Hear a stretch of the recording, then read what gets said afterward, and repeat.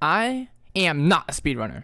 Wait, don't leave just yet. But as someone who's observed speedrunning over the years and has tackled it to some degree, okay, fine, I have a ton of respect for it. Now, the mere concept of speedrunning has existed since long before time had a name, but if we're gonna be specific, I guess we could say when Doom released. Doing something as fast as possible has always been something we all attempted to achieve. Who's the fastest out of the friend group? How fast can I complete my chores? How fast can I finish writing the script, you know? While repetition can't make you perfect, learning from the repeated attempts builds more skills to finally achieve that record time. It's small things like remembering your house's layout and people's schedules so you can plan your route to do your laundry at the fastest time. Noticing that when you race your friend, he boosts at the start so you can serve your speed towards the end to potentially outrun him in the last second. Stuff like that, and I think that kind of fulfillment is the exact reason why people speedrun video games. Learning the intricacies, pushing it to the limit to go as fast as possible. With real life, there's 1 billion variables that can happen, but within a game, it's defined. It has reason, code that can explain what it does and why it does, and knowing that after repeated playthroughs and attempts creates the perfect route, and in time, the perfect run. Hi, I'm Noodle, and today let's talk about the repetitive nature of speedrun, the optimizations that are made because of it, and how amazing it all is. And before we start, one of the best parts about speedrunning is the community. It's very big and welcoming, and what I'm trying to say is I'm not a speedrunner. 99% of the footage you see here is not mine, so in the description there's gonna be a source for every single video I've used in this video. Shouts to them.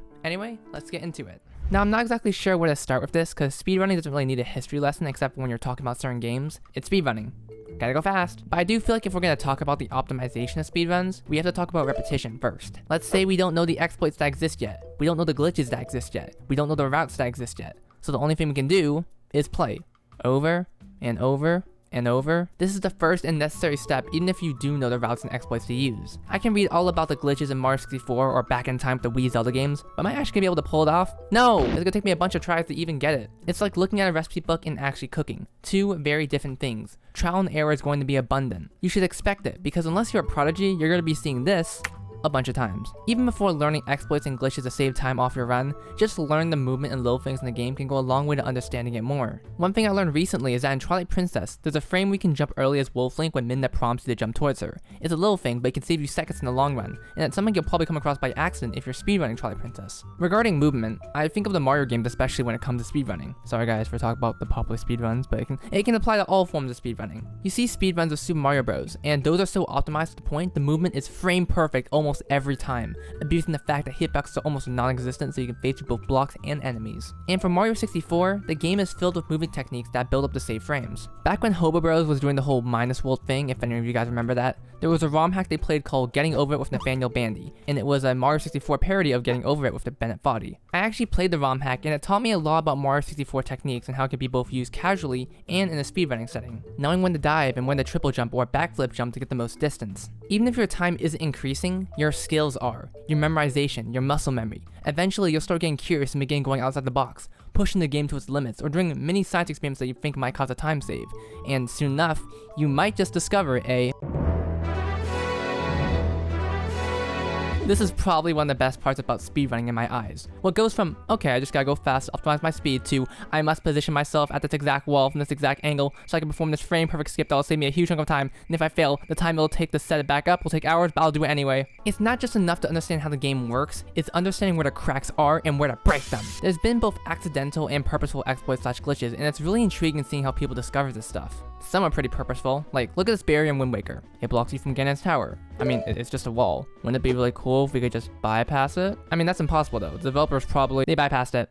In both versions. One thing I'll give the speedrunners, they're determined. If they see something, they are going to break the equivalent of a multiverse just so they can save a few seconds. I've seen it firsthand. Our arbitrary code execution is some scary stuff. It's genuinely insane how many elements are used in speedrunning that might not seem important at first glance. For example, in Ocarina of Time, there's a glitch where you can infinitely swing your sword. It's pretty cool and can allow you to just walk up to a dude and instant death. Yep, pretty neat.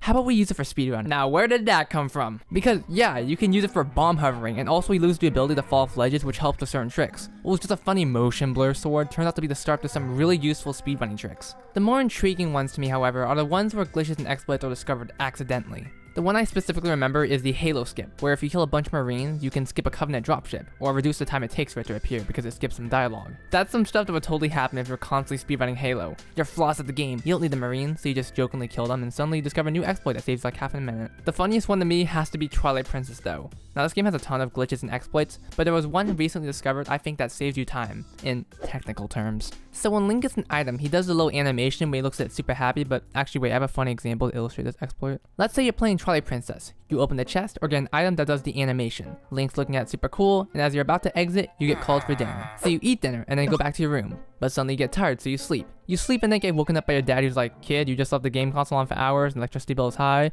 I was gonna turn the console off, but you know, you probably didn't save, so go do that now. And you're like, thanks dad. So you go back to the game and suddenly Link is 20 feet away. Yeah, for some reason, Link just slowly moves when he's in this animation, and people have used it to phase through walls because his collision isn't checked when he's in this idle position. Obviously, you can watch a more detailed video to understand it, but speedrunners have used it to lower the time for their runs. Now you might be saying, how the hell does waiting for 10 hours for Link to move decrease the time spent for their speedruns when the whole point of speedruns is to beat the game as fast as you can? And to that I say, wait, you're right. Oh wait, I forgot to talk about... While the mere concept of speedrunning is solid for any run, the type of run it is can affect the techniques and the time link by a huge amount. You have categories such as any %, which allows anything, and other categories such as glitchless %, which disallow any forms of glitches / exploits. With the Twilight Princess exploit I mentioned earlier, that one is for low %, which is to beat the game as fast as possible, but also collect as little as items as possible. And standing around for 10 hours allows you to skip getting a couple of items, which makes the run valid. With these different categories in place, speedrun optimization is now a bit more complicated. What you want to optimize and spend time doing depends on the category you're running in. Now some skills are universal, such as movement and the like, but when it comes to stuff like glitches and exploits, that's when it's a case-by-case scenario.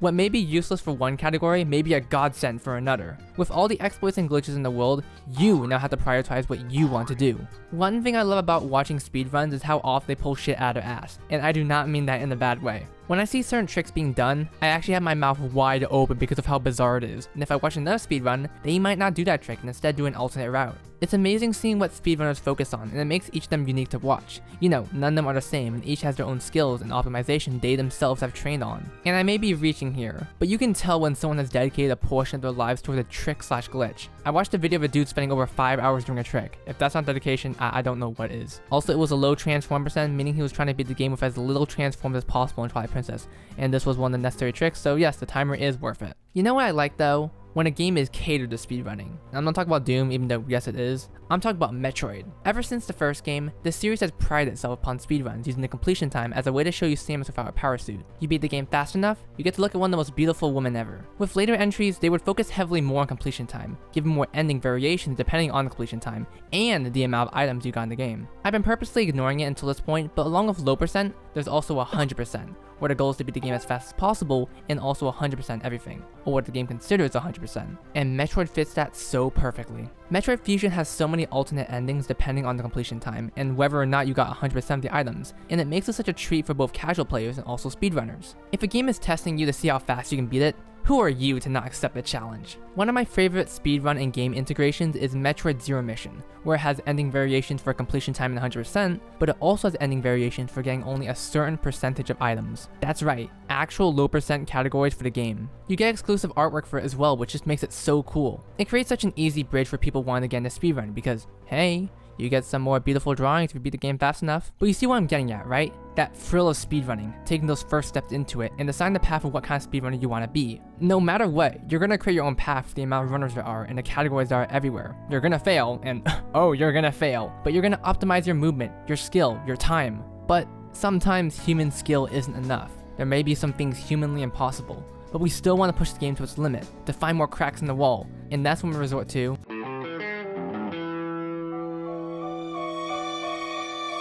TAS, or Tool-Assisted Speedruns, is the act of using programs and tools to assist with a speedrun. Typically, this involves tools that can control the game frame by frame to get exact precision movement. To sum it up, it basically shows how a perfect player would play a game. The exact frame to make the perfect jump, the exact frame to do a perfect skip that saves as much time as possible. Looking at a TAS run is always so mesmerizing. You see stuff you didn't think was possible. It uses all the game mechanics to create a run that isn't just the fastest, it also looks super cool. Obviously, this sort of goes against my message about optimization in speedrun.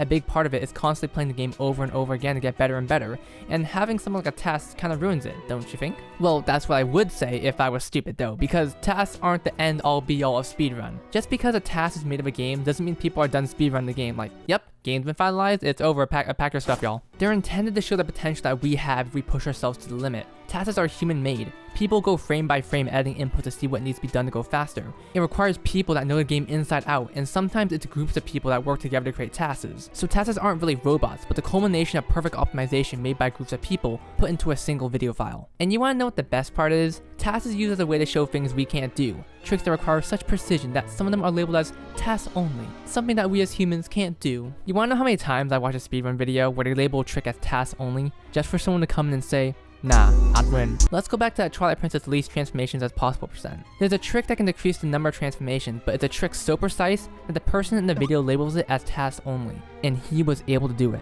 Something that was labeled difficult, near impossible to do as a human, and he was able to pull it off. It just took 5 hours. Listen, dedication and patience is needed for any goal. But there's so many more examples of speedrunners proving things wrong in a sense. What I love about the speedrun community is how often they look at something dead in the eyes and there's no fear of walking towards them. I know some people watching this might think I'm stupid or reaching, but just think about a scenario where you're working hard, dedicating hours to perfect your craft, and proving things wrong that were thought impossible by others. That's a story I believe almost every one of us can relate to, and just because the topic of it is video games, doesn't change the message it's conveying. And the message certainly hit me. What? I don't consider myself a speedrunner, but I have dabbled into it out of morbid curiosity. I want to see what they felt. I'm all about imitation. I see people doing something and feeling something, so I want to see if I'll have the same reaction if there's not enough info/research to go off of. Speedrunning has been something I've been watching for so long, but I was never able to make a solid statement for why it made people feel a certain way. So I tried doing speedrunning myself. Now I started with Super Mario 64 because who didn't, but that's boring, so I'm going to talk about something else I speedran that has more to talk about. Metroid Dread. You can see the Metroid bias I have in this video, but I love Metroid, and when Dread released, I immediately hopped on and beat the game. As the newest Metroid game to be released at the time, I immediately copped the clips of glitches and exploits that would definitely be used in speedruns. It was in such a raw state back then that tricks were constantly being discovered, and after a certain point, I gave in. I already 100% the game, I already beat the game multiple times because this game is so good, so I decided to start the runs. Metroid Dread's movement feels so perfectly for speedruns. Even casually, Samus moves like a dream, and it was part of the reason I wanted to speedrun. The game was fun to go fast in, so why don't I go faster? I started learning tricks such as doing that thing where you slide jump to the wall slightly and shoot a beam so you don't need to go on the other side. So some of these didn't really stand much time, but it was cool. I was doing something I wasn't supposed to do. It just took so much time. I literally remember my fingers jamming because of the constant back and forth movement of trying to get my beam for the wall, but when it finally worked, I was so hyped. The one trick I remember hating the most though was early screw attack. I had to go find videos showcasing how to get it, but I remember hating this solely because of one technique: water bombs. In the Metroid series, bombs while you're in morph ball form can boost you up, and people have used this to reach heights that definitely should not be possible. The same thing occurs in Dread as well, but I'm pretty sure it's been nerfed. But in the right circumstance, with the right timing, you can get some height from bombs, allowing you to reach heights you're not supposed to, and I hate this trick. Anything regarding water physics in games, I'm just not good at casually, but in a speedrunning setting, oh hell nah, Jigsaw. In order to get early screw attack, you need to do 2 water tricks. One where you try to infinitely jump out of this water pool, which sucked, and then you had to do a water bomb to get to the screw attack, which also sucked. This was such a hard ass trick, and I spent nearly 5-10 minutes on this entire sequence, which didn't make my runs faster, but I was a newbie, so it didn't count. But when I did that trick for the first time, I felt amazing. I felt like I did something that was task only, even though millions of others already did it. I think I beat Metroid Dread a couple dozen times trying to speedrun it. I tried following certain routes, and it always got stressful when I had to do a certain trick. No one was watching, but I hated spending 5-ish minutes just trying to do one trick when I could just go the route the game actually wanted me to and save more time there. It constantly felt like a dilemma of whether or not I wanted the satisfaction of something that would take more work but more time potentially, or the safer path that would have a consistent timer. A risk versus reward type of deal. And over time, the chances of me taking the risk became higher and higher as my skill increased. It's been almost 3 years since I did some speedrunning with Metroid Dread, so I apologize if I got any errors wrong with certain techniques, but I'll always remember the feeling I had when I did a skip that took forever to achieve. It genuinely felt like a taste of what speedrunners felt like every time they spent minutes, no hours, no sometimes days and weeks to do tricks that no other human can do. In comparison, my achievement isn't ant compared to the type of things speedrunners do, but it was nice to feel what they felt in those moments. And that's all I have to talk about speedrunning for right now. It felt pretty good talking about it. Who knows? Maybe I'll come back one day. But I'm satisfied with getting my thoughts out, and I was getting my best friend Cody come on over here and talk about his experience with speedrunning, because he speedruns a lot more than I do. He speedruns Mario 64, but unfortunately I was not able to grab him for this video, so you get to have the experience of a tourist, per se. But I hope you enjoyed this video, and even though it is nice to speedrun, it's sometimes okay to go at it at, a slower pace, Take your time. Enjoy life. Okay, bye.